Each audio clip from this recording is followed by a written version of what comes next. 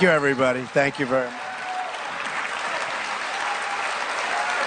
Thank you very much. So nice. Thank you very much. Please sit down. So we had a very exciting evening last night, and I went all around. You know the word caucus. It's a little complicated because you don't know how it's going to work out.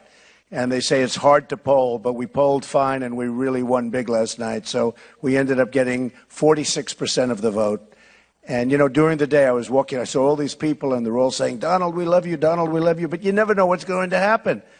And as soon as we turned on the television last night, when the results started coming in, it was obvious from the beginning. So we had a really extraordinary night. And one of the things that made me so happy is as you saw, we totally won with evangelicals. I mean, we were big league with evangelicals, and it was such a good thing. And we've worked very hard. You know, I'm Presbyterian, I'm Protestant, and there really is, and I was going to talk to Pat later on, who's a great gentleman, by the way. Over the years I've met him, I've watched him. The job he's done over here is incredible, and I just have to tell you, it's an honor to be with Pat, and I look forward to having him grill me. He'll probably be grilling me.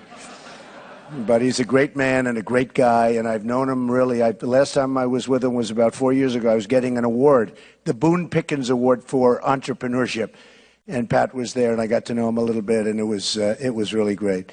So I think the reason we've been doing well and doing quite well in the polls and leading by a lot with almost everybody is that I talk about what we have to do for our country, and our country's in deep trouble. We owe $19 trillion. Most people don't even know what $1 trillion is. You know, how many hundreds of millions is in $1 trillion? It's such a number. You know, it's a name that 10 years ago you'd never even heard the word trillion. But we owe $19 trillion. A very bad budget was passed just about 4 weeks ago that's going to add at least $2 trillion to it. So we'll be up essentially to $21 trillion. And, you know, at a certain point, it's really the point of no return. And you really have to have somebody that knows what he or she is doing. And I do know what I'm doing. When it comes to business, I know what I'm doing. It's been an amazing period of time for me. It's been great. In fact, my 2 sons are backstage. Maybe I'm allowed to bring them up because I'm very proud of my boys. So maybe I'll bring them. Maybe I'll bring them on.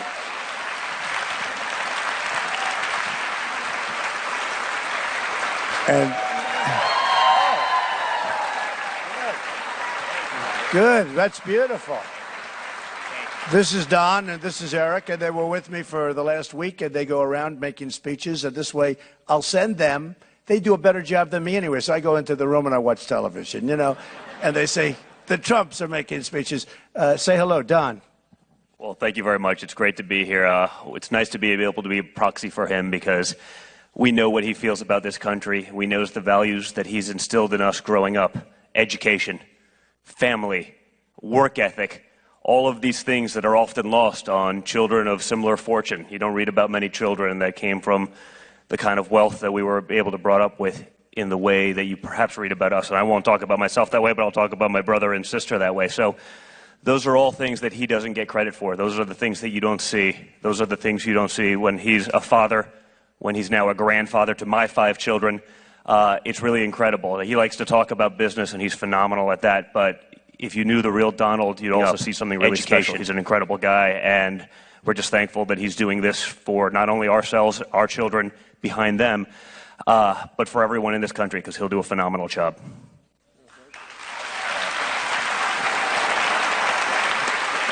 You know, to reiterate what Don really said, he has been our best friend. He's been our mentor. He's just the absolute greatest. We've worked across the table with him for the last 10 years, building hotels and golf courses and everything all over the world. And, everything he touches turns to gold. I say that all the time, but everything he touches turns to gold. And, that's the touch that this country needs. It really is. And there will be no better commander-in-chief. I said a long time ago, I said it 3-4 months ago, that we're going to win this thing. And I really think we are, and he will be such a great president. So we're proud of you, Pops. We love you to death, and we'll give it back to you. Thank you, sweetheart. Thank you. Thank you. Thank you, sweetie.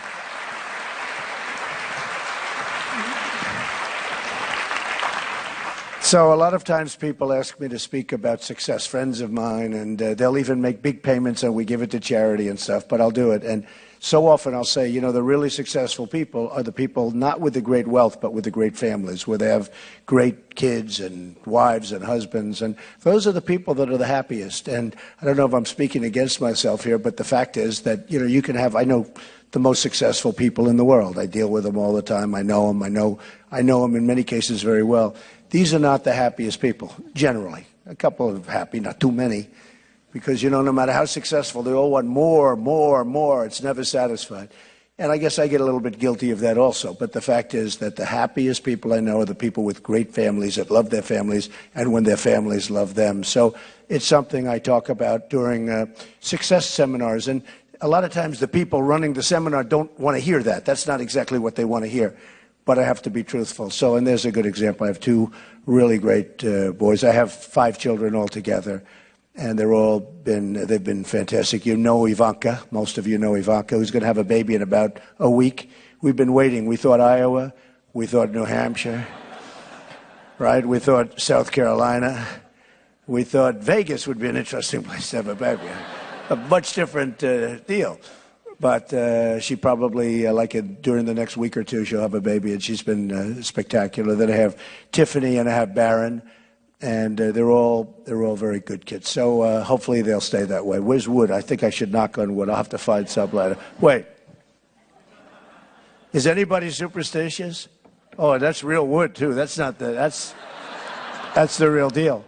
So anyway, no, they're good kids and it's really great. What we have to do, and I think the reason we're resonating is we have to straighten out our trade deals. They're horrible. With China, we lose in trade $500 billion a year. What kind of a deal is that? With Japan, we lose hundreds of billions of dollars. It's much smaller than China, but hundreds. We owe Japan $1.6 trillion.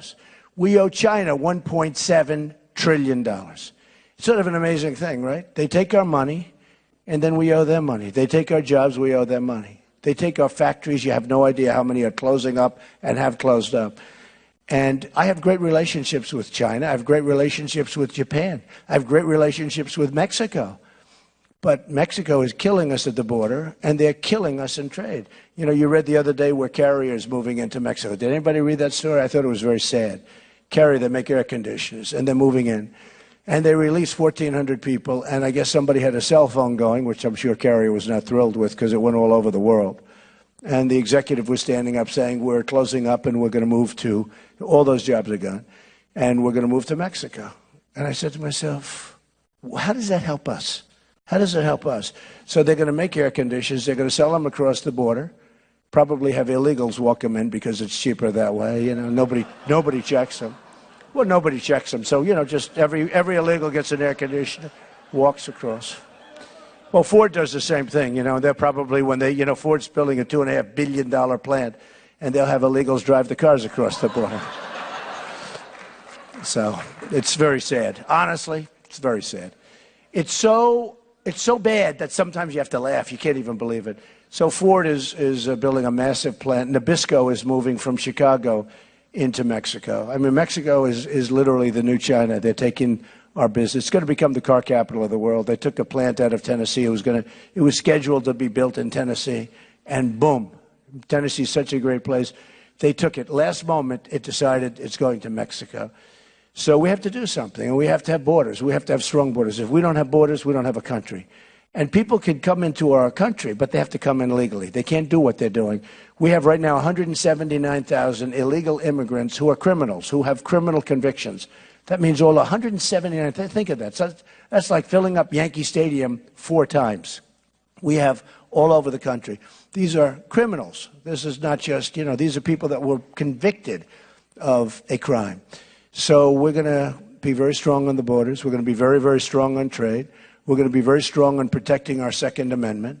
We're going to get rid of Common Core, which is basically education through Washington, which is a disaster, by the way, and you understand that. And we're going to get rid of Obamacare. Obamacare is turned out to be a total disaster.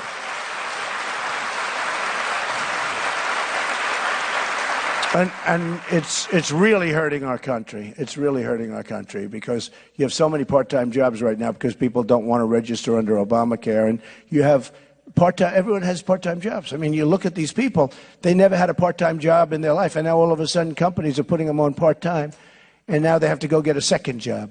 So it's a very unfair thing, and we're going to get rid of it. We're going to come up with a plan. There's so many different plans, whether it's the health care savings accounts or we have to get rid of the lines between the states. That's only there for one reason, because all of these politicians that I'm running against and more are taken care of by the insurance companies, and they're taken care of by the oil and gas companies, and they're taken care of by everybody. I'm the only one that's not. You know why I'm not? Because I'm self-funding. I don't know if that's smart or not so smart, but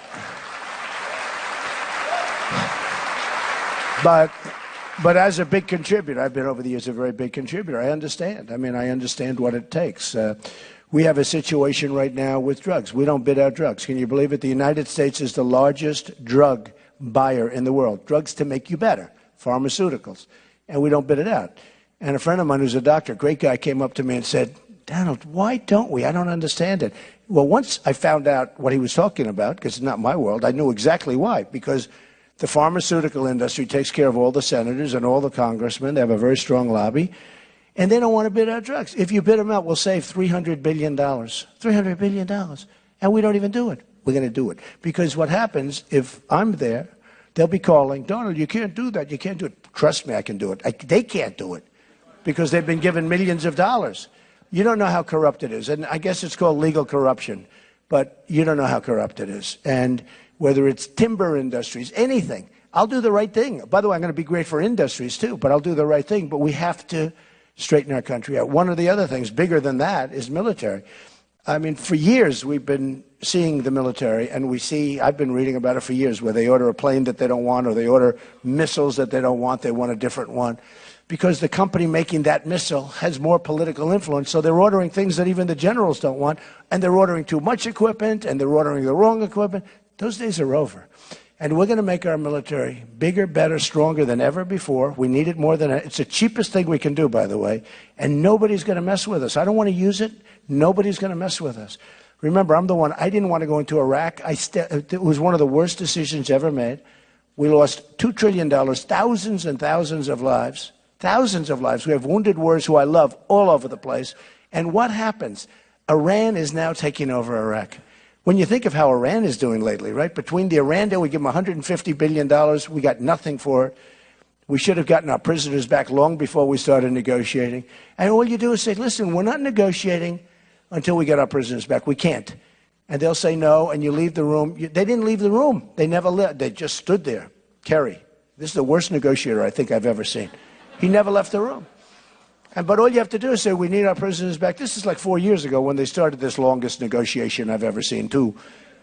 But you say, we have to have our prisoners back. They're going to say no. The Persians, I mean, Pat can tell you that. The Persians are great negotiators. And they're smart. And it's tough. But you go and you say, we need our prisoners back. You don't want them. You don't need them. Your people don't even know they're there. We need them. And we got to have them. And we'll make a better deal because it's easier. So then they'll say no. And we'll leave the room. We'll say bye-bye. And then we double up the sanctions, and within 24 hours, they're going to call and say, you get your prisoners back, right? Then you go in for seconds because you have to do this. So you go in and you say, listen, and I tell the story, which is sort of cute. My father was a very good negotiator, and he thought I was too rough. He said, too tough. You're too tough. You got to just take the lumps out. He used to use the expression. He'd always go like this when he'd say, son, take the lumps out. So if I didn't have my father, I would have said this. We're not giving you the $150 billion. So they'd be over there and they'd be angry and, you probably never bring it back. But I'd say it very tough. We're not giving it to you. But now I learned so much from my father. So I take the lumps out. So now I say, listen, we have a problem. Now, in the meantime, our prisoners back, they landed. I'd say, did they land yet? No, I won't say it yet. Let's wait till the next day. Did they land? Yes, they just landed on American soil. So now I say, fellas, we have a problem. Big problem. We have a country not doing well. We owe $19 trillion. Essentially, we're bust. We got no money. We got no money. We just had a budget approved for $2 trillion with $21 trillion. We have no money. Fellas, we can't give you the $150 billion. They're going to go crazy. They're going to go crazy. One day. One day. And then I'll say, I'm sorry, I want to give it to you so badly, you have no idea. I'm dying to give it to you, but I can't, we don't have any money. So that's better than saying, we're not giving it to you, right? Do we all agree? It's the same effect, except this way they recover faster. They probably both work. I know the second one works. The first one, you know, you could end up in a position where it's going to be a long time before you start. No way I would have given them $150 billion. No way, in a million years. And one of the saddest things is the money's gone. And by the way, 2 days before the money left, see, the Art of the Deal. Hold that book up, see? The Art of the Deal. He reads it. Everybody. Who didn't read The Art of the Deal? Everybody reads The Art of the Deal. But I always say the Bible is much better. There's not a contest, right? That's one of the great books, but the Bible is much better. So there are so many, not even close. Do we agree? I will tell you, right? We agree. But The Art of the Deal has been a great book. Obviously, Kerry did not read The Art of the Deal. Probably didn't read the Bible either, but these are... But it's a very sad thing. That whole episode with Iran is a very sad thing. And then 2 days before the money is sent, they capture 10 beautiful young sailors. They put guns to their heads. They roughed them up in terms of, at least mentally, they were devastated. And they humiliated our country. They humiliated the 10 people, 1 woman and 9 men. And that's what we're dealing with. Not going to happen anymore, folks. Not going to happen anymore. We're going to be the smart country instead of the dummies that everyone laughs at. They laugh at us because we have people that don't know what they're doing, like Sergeant Bergdahl. We get Bergdahl, a traitor. They get 5 killers that they've coveted, they've wanted for 9 years. And those 5 killers are back on the battlefield, or soon will be. But these are the ones they wanted, these 5.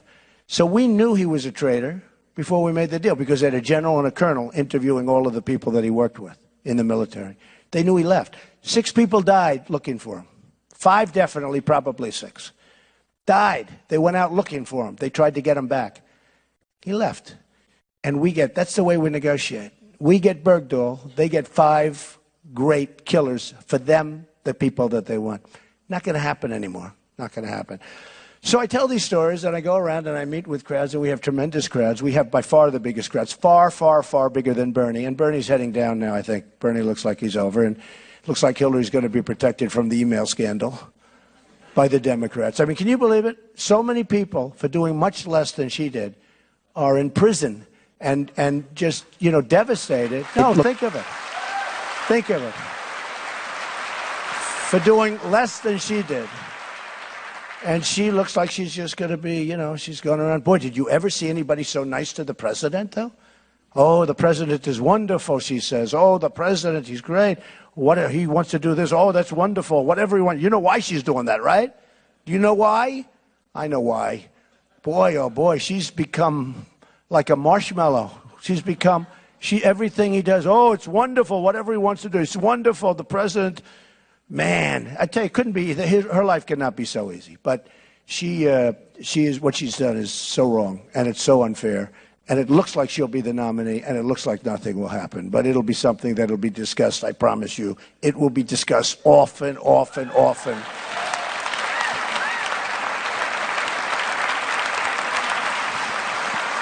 So, with that, I think we're really doing well. It looks like we're on a great trend, and we have tremendous support, and we have amazing people in this country. And one of the most amazing people in the whole country is our great friend, Pat. Will you come out here, Pat? Look at him. One of the great people. Yes, sir. Thank you, buddy. Thank you, Pat. Wonderful. Thank you. Man, it's good to have you here with us. Thank you. It's great to be here. You inspire us all. It's great to be here. Good morning to be here. Supposing I lost, I probably would have called Pat. I don't know if I want to be there today, right? Yeah. No, we had a great evening. A great evening. Let me ask you. You're working on a project in Washington on Pennsylvania Avenue, right. The old post office building. Everybody wanted it, but you got it. The Art of the Deal. What did you do?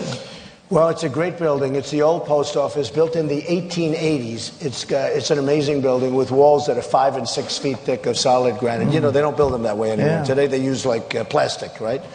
And this is an amazing building, one of the most beautiful buildings in Washington. And for years it was the post office. And I always say to people, if you can get the post office in a city, you always get the best location because they're always there first, That's right? And this is the one for Washington. So they put it out to bid. And it was one of the most hotly contested projects ever in the history of the GSA, Government Services, where they sort of the landlord for United States real estate, big landlord. And they chose us. And it's a great honor because we were chosen in the Obama administration, which is sort of amazing because a lot of people thought we wouldn't be able to get it. But we have a great financial statement. They want to make sure it gets done. And we have a great track record for this stuff. And we're building now a hotel, 300 rooms, that is going to be, I think, one of the great hotels of the world. We're a year and a half ahead of schedule, even more than that, but we're a year and a half ahead of schedule, which is a little unusual when you're talking about governments because they're never even close. But we're 1.5 years and we're under budget, and it'll open in September of this year. And they're supposed to open up in September in 2 years from now. And I thought I could do something. You know, we really have a great team. Eric and Donna working on it, and Ivanka is really in charge of that one. And she's done an amazing job. And it's going to be one of the most beautiful hotels. I think it'll be one of the great hotels of the world. Now, let's assume that you run the table and that you, about a year from now, that you've got your hand on the Bible and you're swearing an oath before the Chief Justice of the United States. And then you're president. At that point, you're it. Okay. There's a little office underneath the Capitol where you could go to, and by the stroke of the pen, you could cancel a great many of the executive orders of your predecessor. You don't need Congress. Executive order, you can do it. What would you do? Well, I would do that. We expect to cancel many of the executive orders that were passed because, you know, Obama has not been able to run things the way you're supposed to run them. Yeah. You're supposed to get the congressmen in, the senators in. You're supposed to make deals like Ronald Reagan, Tip O'Neill. They were opposites, but they made deals and they liked each other. I will say this, Pat. I've been involved in politics for a long time, all my life. I've gotten tremendous zoning changes. I deal in politics in other countries because we're building all over the world, and we have jobs going up all over the world, a lot of jobs. But I have never seen division like you have now. You know, it used to be you'd go to a restaurant in Washington, you'd see a Republican having dinner with a Democrat and they're best friends. Sure. You don't see that anymore. There's hatred. The country is so divided, whether it's African American, white, congressman, Democrat, Republican. I mean, it's just like we have a whole divided country. I've never seen anything like it. But we used to see, and I used to be part of, Democrats and Republicans having dinners together with their families and their wives. And it was a nice thing. Sure. And then, you know, there'd be combat the next day, but they'd get along and they'd get things done. So today we have a president that can't get anything done, and he signs executive orders. So one of the first ones I'd knock out is his executive order on the Second Amendment, where he's chipping away at it, which is so important, the Second Amendment. And the other one would be the one on the border, where basically he wants people to pour into the country unchecked. And the courts have been, you know, following that one. And amazingly, we had a couple of pretty good decisions so far. But it's still out there. So I'd save the legal fees, frankly. I'd get rid of it. I'd knock it out very fast. But because we do have to, and I know you believe in this, you have to have strong borders. If we don't have strong borders, you saw the Pope came out against me a little bit. But that was before he was very nice because the next day he issued a statement. Well, he realized he had a pretty big wall around the Vatican. And so he changed. Pretty big. Pretty big. But he was fine. I mean, he was told probably that, oh, you have this man named Trump and he wants to create very strong borders and he wants to build a wall. We got to build a wall. We're going to build a wall. Drugs are pouring across the border. People are coming in just like, it's like we don't even have a country. You don't have a border, you don't have a country. So, but he was good. He was a little bit strong at first. Sort of interesting because it was the day before the election, right? And I said to myself, oh, no. And my people came up to me. They said, Mr. Trump, the Pope just made a big statement about you. I said, good or bad? Now, you have to say, we have the election like the next morning. So it's good or bad? They said, not good. I said, oh, this is a disaster. And it turned out to be that he talked about the border.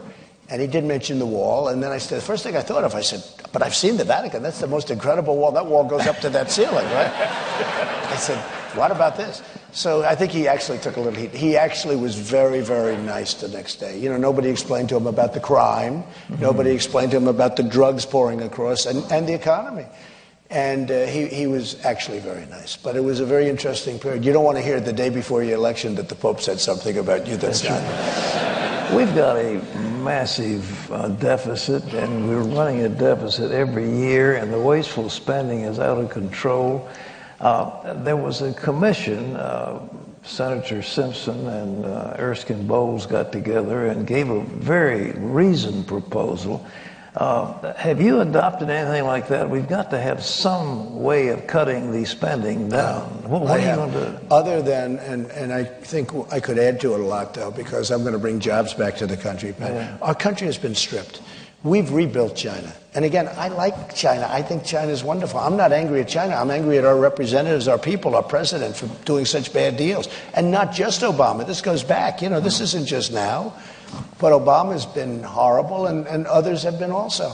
And so I'm not upset with China. I have them as tenants in my bank. I have the biggest bank in the world as a tenant in one of my buildings in Manhattan. I sell millions and millions of dollars worth of condominiums to the Chinese. So I can't be angry at them. Same thing with Mexico. I mean, I have great relationships with Mexico. Problem is, in both cases, but really in all cases, all countries, every country is killing us because we have people that are political hacks that are negotiating trade deals. They know nothing about it. And they have the smartest, sharpest people that they pick out when they're practically 3 years old. You understand that? Yeah. They go up this pyramid chain and they pick them out very early. And our people cannot deal with it because we're not using our... And we have the greatest business people in the world. We don't use them. So Carl Icahn, as an example, endorsed me. Many of the business people endorsed me, the great ones. And we're going to use our greatest business people to negotiate trade deals. And we're going to not be losing this kind of money. We have horrible, horrible deals with Japan and everyone else. You know, there was a law passed, Sarbanes-Oxley, and the numbers of IPOs that have been brought forth since then have been drastically curtailed. Now we've got the inversions where people go from Ireland or Canada or some low tax and put their headquarters there. That's right. And yet our tax burden on corporations is probably the highest in the world. What are you going to do with it? So we have the highest taxes in the world, the United States. Think of it, with deficits like this, and yet we have high taxes. I'm cutting taxes very substantially for businesses. We're going to bring businesses back. We're going to bring our jobs back. We're going to make sure that, you know, look, China is one of the great currency manipulators in history, ever. There's nobody ever like this. Japan is really good, but China is even better. And they have done a number on us with manipulation, with devaluations.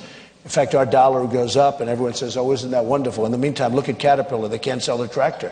It's a very bad situation going on. So, and they have no fear of us. They have no respect for us anymore. In the South China Sea, just before I left, I was watching where they're building this massive, massive military complex in the middle of the South China Sea. They're not supposed to be doing it. But they're doing it because they don't respect our president. They don't, I mean, he gives them state dinners when they come home, but they have no respect. And we have a lot of power over China. We just don't know it. We have people that don't know it. The power is straight. We've rebuilt them. They are taking so much money out of our country. What they've done, and I say it, it's the greatest robbery in the history of the world, what they've done. We've rebuilt China. You just take a look. We have rebuilt them. They've taken so much money out. And we have to stop it. And we have to use our power, because we have a lot of power because of trade. We have to stop it. And we can get them to do things like they have to solve the North Korea problem. We have a North Korea problem that you probably know better than I do, because I know that's also a part of the world that you look at. That's right. But we have a big problem. You know they don't exist without China. But China, Pat, says, well, we don't have that kind of control. They're just toying with us. They have total control over him. The other one that does is Iran. Yeah. So why didn't we, when we made our deal a month ago, why didn't we insist that they take care of this guy instead of us always going over with the ships and the weapons and the planes and, you know, dropping bombs if we have to? And then you have South Korea, who I love. I have buildings in South Korea.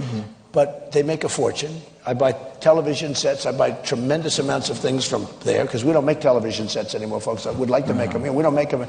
We used to make them. You remember Sylvania, RCA? But those days are gone, right? We're not even supposed to be talking about that because it shows that we're not as young as we used to be.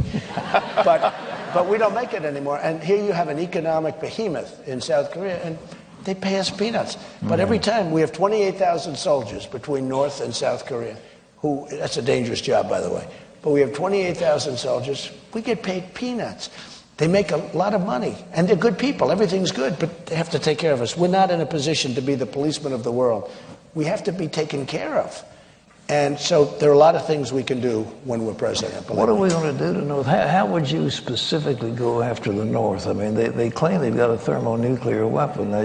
You think that's true? Well, I would start with China. All right. Because China has absolute power. The stuff comes through China. I would have done Iran, but I don't think you're going to get anywhere with Iran now because they're a hostile nation. They took our money. They spent the money. They bought 118 Airbus planes instead of Boeings. Okay, in other words, the money goes to Europe. They bought a lot of things in Italy. They bought a lot of things all over Europe, and they bought missiles, which I didn't know they had the right to buy. They bought a lot of missiles from Russia. They gave us nothing. We gave them 150 billion. Out of the 150 billion, they've spent a lot of it. Nothing goes to the United States. I would have been very strong in the negotiation that Iran has to push them, and I would now be very strong on China. Because, again, we have a lot of power over China because China takes out so much money. So we're going to lose. Again, I said before, $500 billion trade deficit with China. You can't do that, Pat. How long are you going to have a country if you do that?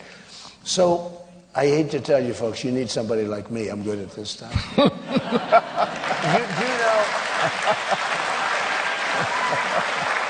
know, Pat, that the politicians don't even know about it? They don't even know. They don't even know what it means. They really don't. They talk about free trade. I'm a free trader.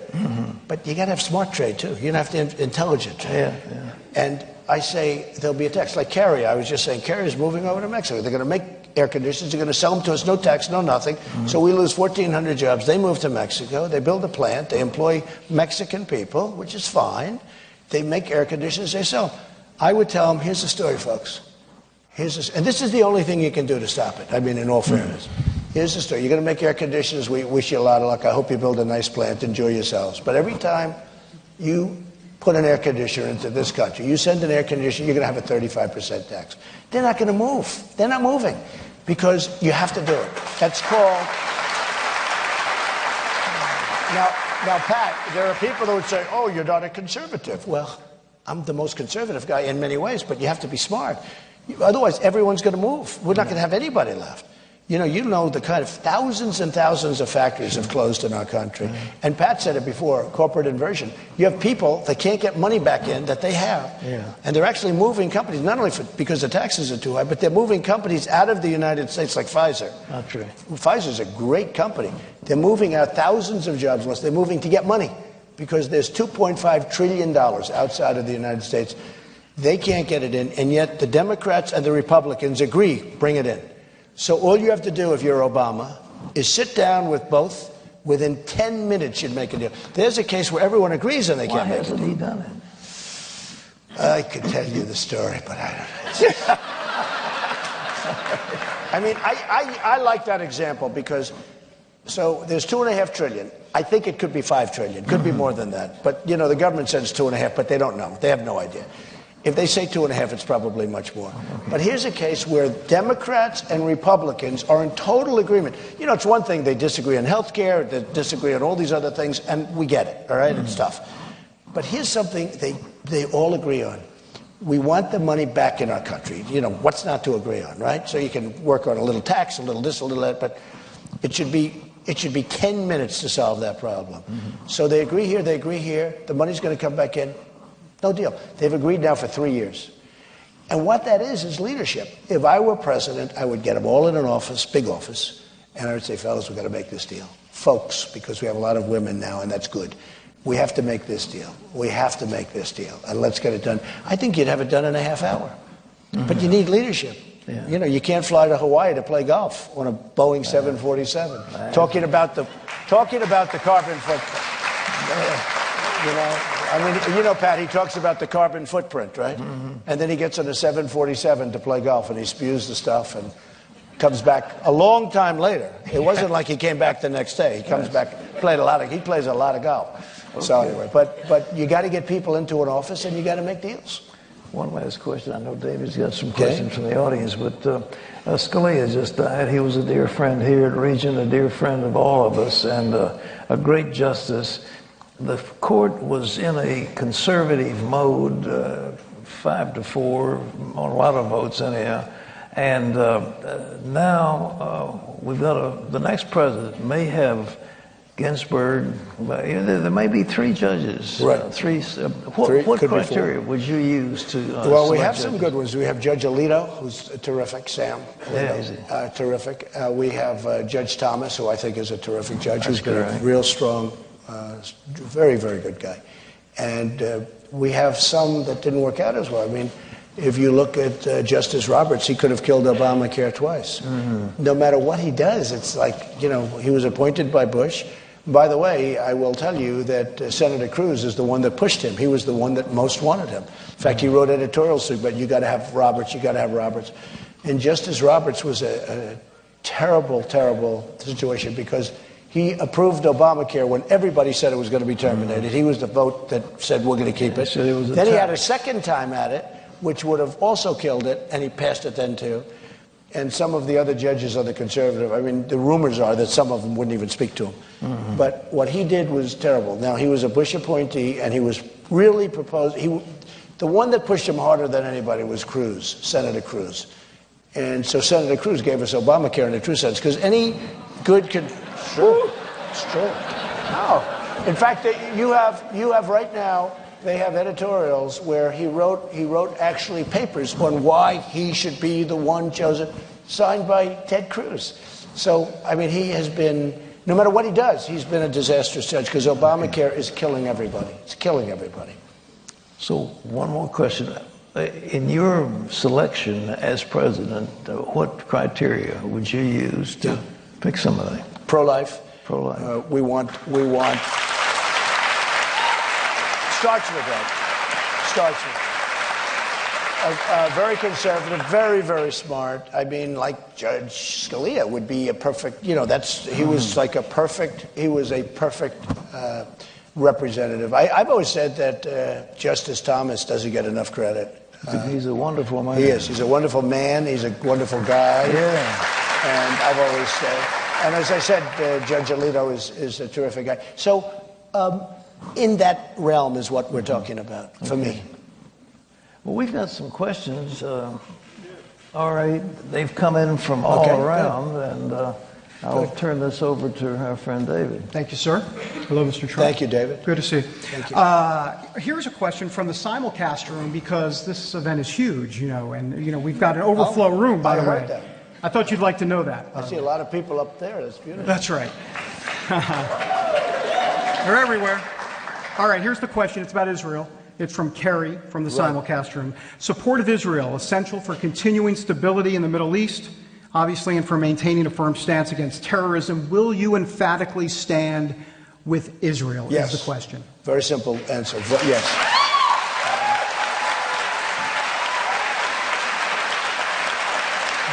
They've been our most reliable ally, especially in the Middle East. And you look at, you know, what's happened with Israel. They were so against this horrible Iran deal. They were so against it. And I tell you what, Obama was the worst thing that's ever happened to Israel. Mm-hmm. You can look at it as he's not a good president and he's not doing a good job. And you look at Bibi Netanyahu, you look at what he has gone through. I mean, you could just see the level of exasperation on that man's face, how they just, the most basic things, they weren't winning anything. Why did we make a deal like this with these people? And they look at us like they have no respect for us whatsoever. They can't believe themselves that they were able to get this deal. I don't get it. I mean, I don't get it. There are a lot of theories out there, but I don't get it. This will be studied and studied for a long time. And this will prove to be a very bad deal. This will lead to nuclear proliferation 100%. Sure. And all the money we gave, everything we gave, even the keeping of the hostages, and, you know, ultimately they released the hostages for $150 billion they released. So it really looks like ransom. The other way, it wouldn't have been ransom. The way I said it, and it would have been back 4 years earlier. No, I'm with Israel 100%. All right. Next question. This also from the simulcast room. James wants to know about the Constitution. As president, what will you do to restore adherence to the Constitution by all levels of government? Well, I'm a very strong constitutionalist. I mean, I feel so strongly about it. And we've gotten away. I mean, frankly, I think you could say it, not giving it a lot of thought, but all these executive orders, that's not a constitutional thing, and nobody ever saw it. I mean, we have a president who just goes and does, he'll spend 3 minutes trying to talk somebody into it. You'll see he's got a little burden, and he just goes and signs an executive order, and he says, hey, 5 years later, the courts will decide. So it's not the way it's supposed to be. The good thing about executive orders is the new president can come in and immediately void them. That's the one good thing. All right. This is an interesting one, right from here in the studio audience. From Bernard. During this campaign, there had been a great deal of a lot of tough language among the candidates. Can you forgive and forget, to put it aside, to join together, and also pick a VP choice made from one of these folks that might have been saying a few things?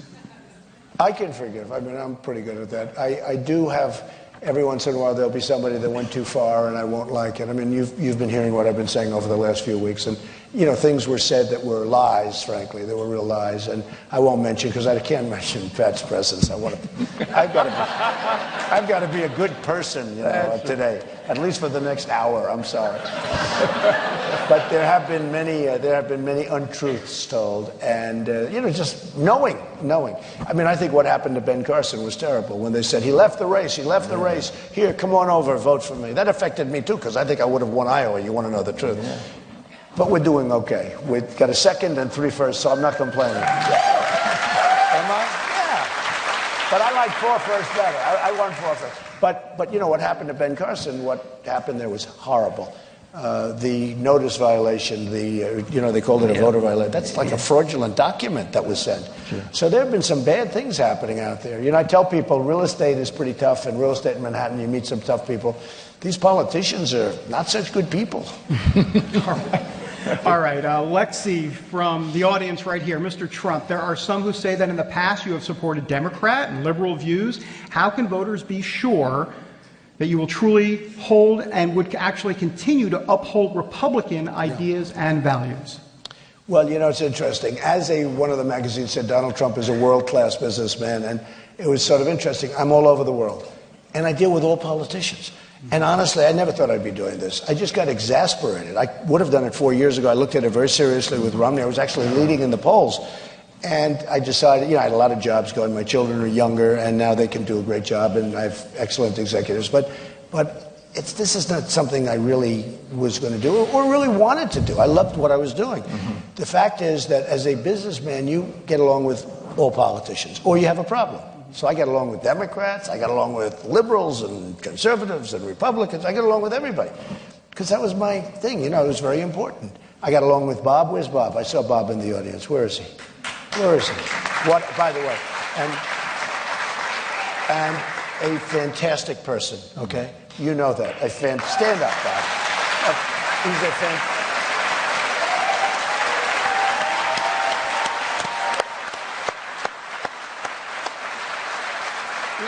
He was a fantastic person. But I got along with everybody. And that was important. And I tell people, and people would forgive me for that. They'd say, well, it's true. But as a businessman, you want to get along with Democrats, Republicans, everyone. And I think for the most part, that's been used on me, and I understand it. But once I explain it, most people understand. All right. Ken, from right here in the audience, wants to know, assuming you will be the nominee of the party, what are the most important qualities you are going to look for in a vice presidential candidate? And feel free to name some names. That was my part. Actually, there are some names that I've gotten to respect that are, that have been on. We started off with 17. We're now down to 5. Mm-hmm. And, some of the people that I've dealt with, I do have a lot of respect for. And I like, look, the main quality that you want is somebody that can be a great president. If something happens to you, that's got to be, don't you think? That's got to be number one. Right. Exactly right. And then I would want somebody that could help me with government. So most likely that would be a political person, because you know, I'm business and I'm very good at what I do and all of that. And I'm also very, very political. You've seen me, you know, when you can get zoning on the west side of Manhattan to build almost 6,000 units of housing and you have to go through New York City politics, believe me, that's as tough. I don't say Israel-Palestine, but it's about as tough a deal. It's about as tough a deal. I view that as the single toughest deal. Anybody can make that deal, and we're going to give it a shot, okay? We're going to give it a shot. But a lot of good people have gone down trying to give that one a shot. But the most important thing is you have to have somebody that can be a great president. But after that, you want somebody that can help you with legislation, getting it through, et cetera, et cetera. So I would say without, and it's too early, I'm not thinking about it a lot, I'm thinking about getting the ball over the line and, you know, get this thing done.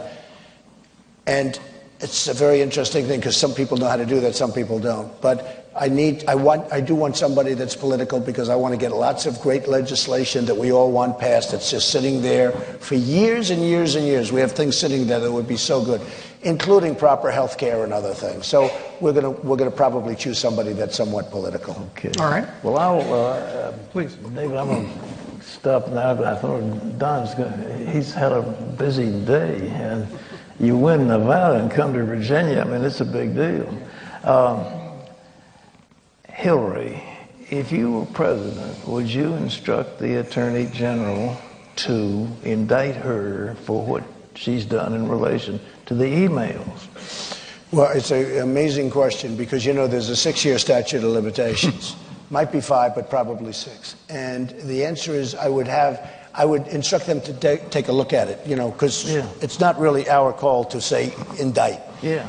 But certainly you would have to take a look at it because you look at General Petraeus, he suffered greatly. They gave him 2 years suspended and lots of things. That's right. They wanted to take his rank away from him. I fought that very hard. I said, this man suffered enough. Why don't you focus on beating ISIS instead of and leave General Petraeus alone? Yeah. Just leave him alone. And I think it helped him, but they wanted to cut his rank way down and a lot of other things they wanted to do to him. But, you know, he suffered greatly over this. And what he did is nothing compared to what she did. So I would instruct my Attorney General, please look at it, and if there's something there, there seems to be a lot there because, you know, every day we see people and we read about people that are experts in the field, and how often do you see somebody saying she did nothing wrong? Yeah. They're all saying she did something very wrong. That's right. But they're protecting her because she's the #1 runner, and she's saying how wonderful Obama is. Did you ever see anything like it? Every single thing that he wants to do, she's saying great. So she's doing it for that reason, believe me, folks. Well, Donald, I want to thank you. I think the audience really appreciates and loves you. They appreciate you being here.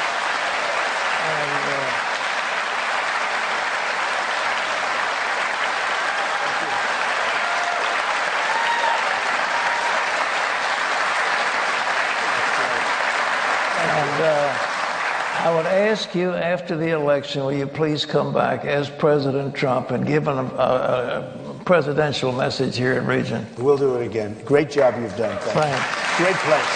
Thank you, baby. Good work. Thank you. So nice. Thank you. That was nice. So nice. Good work.